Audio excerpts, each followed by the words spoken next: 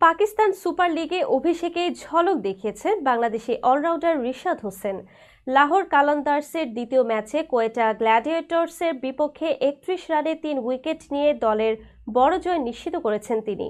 লাহোরে প্রথম ম্যাচে একাদশে সুযোগ না পেলেও দ্বিতীয় ম্যাচে সুযোগ পেয়ে রিশাদ নিজের জাত চিনিয়েছেন।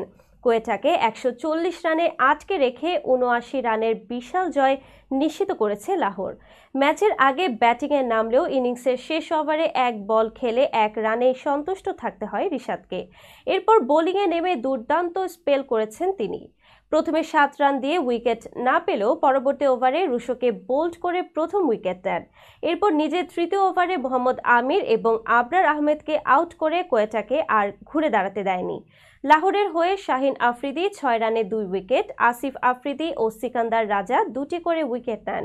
কোয়েটার পক্ষ থেকে একমাত্র উইকেটটি পান হারিস রউফ।